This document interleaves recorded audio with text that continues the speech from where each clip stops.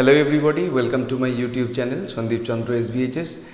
আজকের এই ভিডিওটা একটা বিশেষ ভিডিও তাদের জন্যে যারা ইংরাজিতে কথা বলতে চাও কিন্তু পারো না। আমরা প্রত্যেক দিন যে ধরনের কথাগুলো বাংলায় বলে থাকি, আমরা যদি একটু একটু করে সেই ধরনের কথাগুলোকে ইংরাজিতে বলা অভ্যাস করি, তাহলে হয়তো খুব তাড়াতাড়ি আমরা ফ্লুয়েন্টলি ইংলিশে কথা বলতে পারবো বা ইংরাজি ভাষাটা আমরা রপ্ত করতে পারবো। তা আজকের এই ভিডিওতে আমি তোমাদেরকে 10টা এরকম বাংলা বাক্য ইংরাজিতে বলে দেখাবো, যেগুলো তোমরা প্রত্যেক দিনকার কথাবার্তার মধ্যে ব্যবহার করতে পারো এবং এর মাধ্যমে তোমরা ইংরাজি বলাকে রপ্ত করতে পারবে। তা আজকে যে বাক্যগুলো নিয়ে আমরা আলোচনা করব, তাদের মধ্যে 1 নম্বরে হচ্ছে মুখ খারাপ করা হলো ওর অভ্যাস। আমরা প্রতিনিয়ত অনেকের ক্ষেত্রেই এরকম কথা বলে থাকি, মুখ খারাপ করা তার অভ্যাস। এটা হচ্ছে আমাদের 1 নম্বর বাক্য। 2 নম্বর হচ্ছে বৃষ্টি হওয়ার পর মেঘ কেটে গিয়েছে।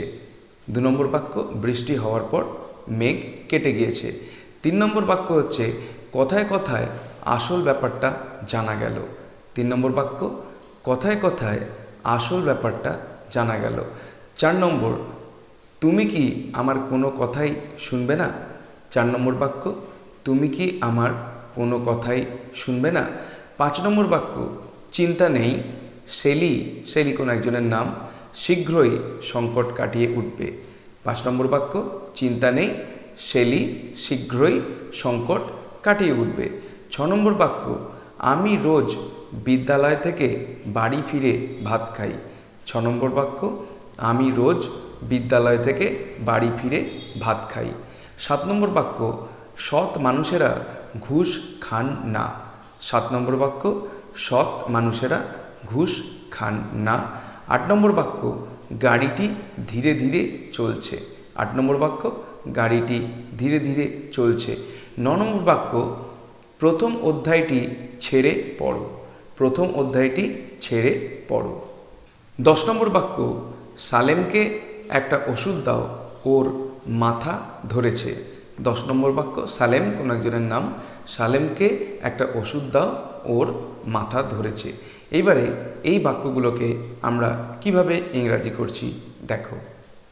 প্রথম বাক্য, মুখ খারাপ করা হলো ওর অভ্যাস। এটার ইংরাজি করব হি ইউজেস ফিলদি ওয়ার্ডস। এখানে ফিলদি ওয়ার্ডস মানে হচ্ছে খারাপ ভাষা ব্যবহার করা। হি ইউজেস ফিলদি ওয়ার্ডস। 2 নম্বর বাক্য, বৃষ্টি হওয়ার পর মেঘ কেটে গিয়েছে। এটার ইংলিশ করব after the rain the clouds past.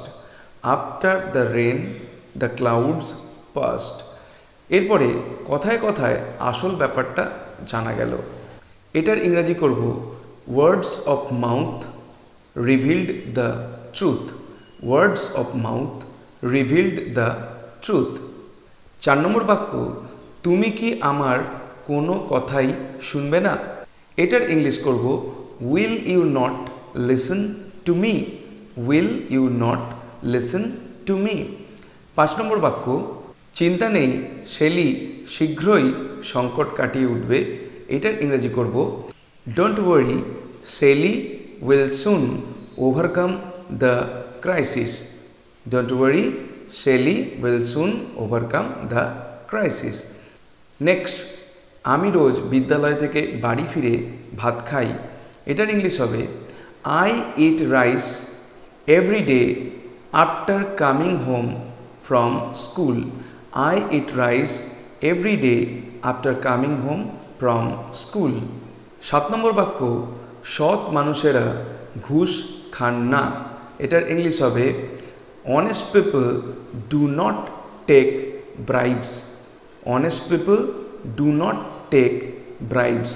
8 নম্বর, গাড়িটি ধীরে ধীরে চলছে। এটার ইংলিশ হবে the car is moving slowly.